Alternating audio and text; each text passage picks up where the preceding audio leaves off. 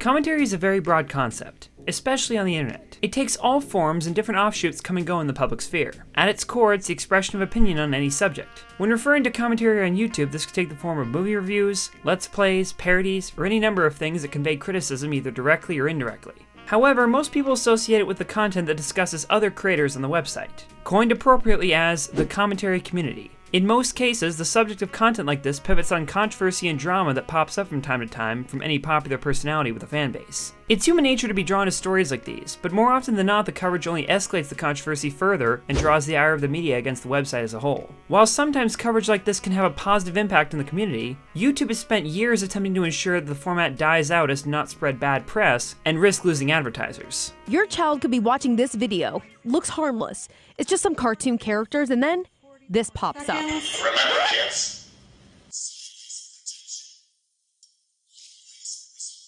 So as a result, the community has undergone an interesting shift that becomes increasingly evident when you examine two particular individuals who share many similarities, but are polar opposites in how they approach their content and how they're regarded by the website itself. Those being Fredrik Knudsen and Mr. Metokur. Both are popular creators on YouTube with dedicated audiences, and specialize in producing videos and streams centered around the histories of older online figures with infamous reputations. For this reason, the two have encountered each other quite often, and mention one another's content in their own. But this video isn't really about Phil Burnell. It's not about DSP. If you want to really get a good idea of the crazy backstory related to him, I would highly recommend Down the Rabbit Hole, which covers it in a spectacular fashion. I'll put a link in the description. You can go watch it for backstory on exactly who this guy is and the things that he gets into. Most notably, on April 21st, the Painkiller Already podcast hosted content producer Mr. Metokur, and a significant portion of the episode was dedicated to Woody and Kyle describing Jordy and his numerous misadventures, told with a derisive and comedic zeal. Both have even covered the same topics, including Wings of Redemption, Darkside Phil, Spoonie, Terry A. Davis, and Chris Chan. But despite these similarities, the two are far from alike. And this is because Fredrik's videos pursue an unbiased informational approach, while Metokur's content is comedy-based at the subject's expense and heavily opinionated. And these differences in video style become especially apparent when examining their histories. Fredrik Knudsen's past is largely unclear, aside from the fact that he created his main channel on July 24th, 2013. Any activity during the first 3 years of its lifespan is unknown, although his Google Plus page did reveal the existence of 2 now lost videos. Guided controlled interactivity is similar to fully controlled, but with a key difference. The time it takes to progress in the text is always the same no matter what, but the user is given some amount of control over the narrative.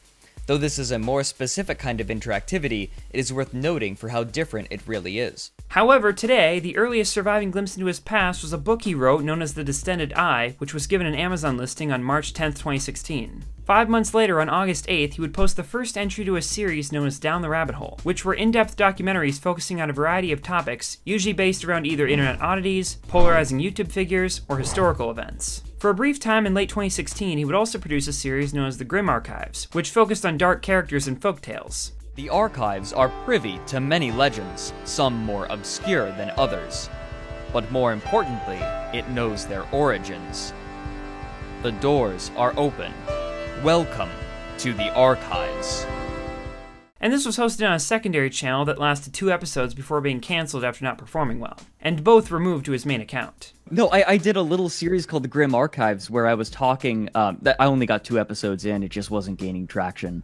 But I was working with an animator on it talking about cryptids, and it's so cool. He created another channel late the following year where he would house streams, speaking in more depth about subjects he'd covered on his main account. Inventively called Fredrik Knudsen The Other Channel. That's basically going to be the home of other content I do that just doesn't fit on this main channel. I'm going to be doing podcasts with fine artist and comic artist Elise McCall. Eventually, he'd also create a Twitch account to do so as well. However, Mr. Metokur, or Jim as he's known, has a far more established online history, but ironically is shrouded in mystery to a greater extent. His earliest confirmed activity occurred on a 2007 YouTube channel known as Jim81Jim and another called Games Good Me Bad. Both focused on absurd internet concepts and individuals, and would be deleted. He would go on to gain a bigger internet foothold on a site known as Metokur.org, a forum often likened to a Kiwi Farm's predecessor. Jim was a high-up member, with its creator being a figure known as Haberman. At some point, Haberman had wanted to troll a group that helped financially support Encyclopedia Dramatica, but was barred from doing so for that reason by other members of the site, leading to Jim creating a third channel known as Internet Aristocrat and doing it there. Haberman would go on to delete Metokur.org abruptly in 2012, purging the content and sending takedowns to every archive site to prevent the spread of the surviving material after having gotten remorseful for its activity. Meanwhile, the Internet Aristocrat channel continued to post videos, and would be the persona largely credited for setting Gamergate in motion in the coming years, as Jim's content began to focus on political topics. Although, despite the channel getting a lot of recognition, Jim would delete it as he had the others in November 2014 after having becoming unsatisfied with where the movement was going and finding the content overused. He would then return once again several months later under his final handle known as Mr. Metokur, borrowing the name, color scheme, and 4-star logo from the original forum as a joke to bother Haberman. It was on this account that he'd go on to post his signature content and gain more publicity than ever before, while also becoming involved to a greater extent with the online political sphere, such as making appearances on the Kill stream hosted by Ethan Ralph. Many of his videos would become highly recognizable, and zeroed in on older internet figures he'd taken interest to earlier in his career. However, it was at this point that things would take a sharp downward turn. In 2019, he received 2 strikes out of the blue and purged his backlog to prevent the account from being deleted, only to have his monetization revoked shortly after for equally unclear reasons. Many theorized that his account was intentionally targeted for removal by YouTube, since it was at that point they had attempted to rid themselves of their more outspoken controversial figures, even without just cause for termination. Jim's account survived, but he was forced to move his content to BitChute. To add to the issues, people caught wind of Jim being sick with some kind of debilitating disease, later discovered to be indolent lymphoma,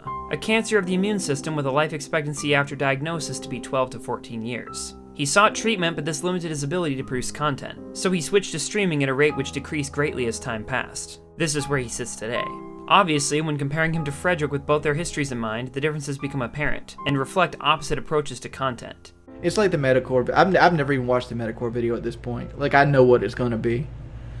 It's nothing, like, Yeah. it's nothing, it's probably covering the things you would expect. Yeah. Right? Because it was largely informed by the time he visited the PKA podcast. Fredrik's history displays him as a fairly disconnected observer who enjoys cataloging and retelling stories he finds personally gripping. Jim finds enjoyment in the same subjects, but will tend to become directly involved for the sake of finding humor in them. On paper, neither of these subjects are inherently bad, they just have different appeals. Fredrik's documentaries emphasize learning and immersion within an interesting story, while Jim's content highlights the absurdity in those same stories for the sake of comedy, which can be enjoyable as well. Of course, the latter approach always runs the risk of venturing into the territory of bullying, and while it's true Jim's content teetered this line a lot, YouTube didn't view his videos to be violating guidelines until recently. And that's a key fact worth examining. The core concepts these two represent goes much deeper than themselves, because looking at how they've been treated by YouTube itself is very indicative of the larger landscape today. Documentaries have become a new hit trend while content of a similar focus based around personal opinions have largely died off,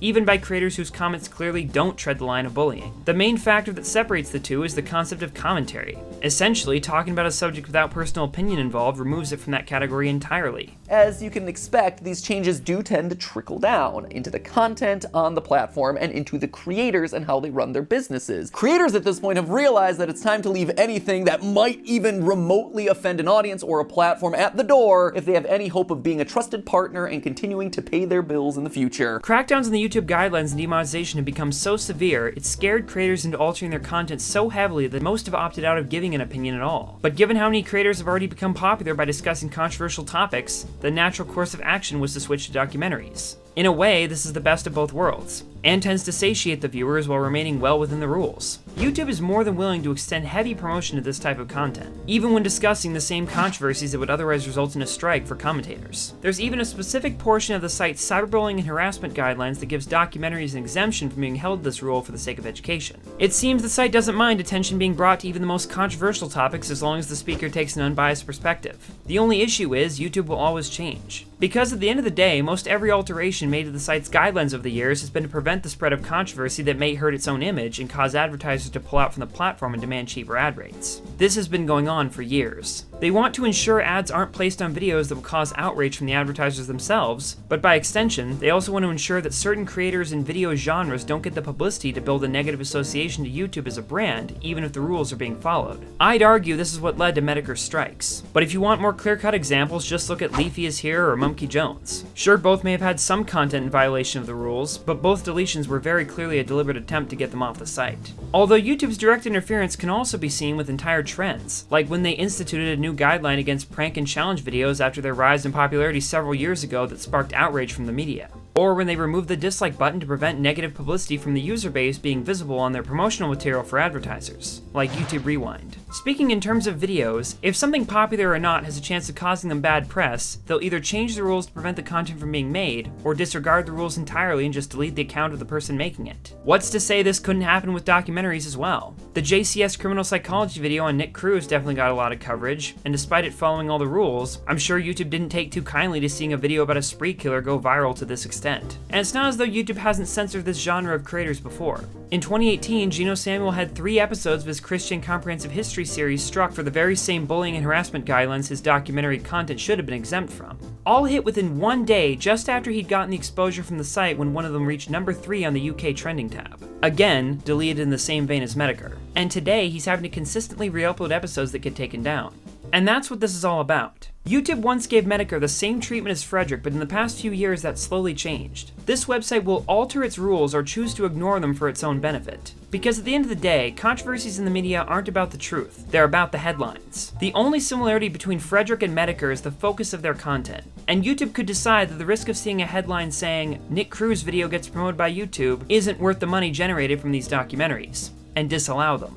Just like with other popular trends like prank videos. All because YouTube views success on their own platform as a personal endorsement to whoever or whatever becomes popular next. Maybe documentaries are fine to them. It may be too soon to tell, but I'm not looking forward to finding out.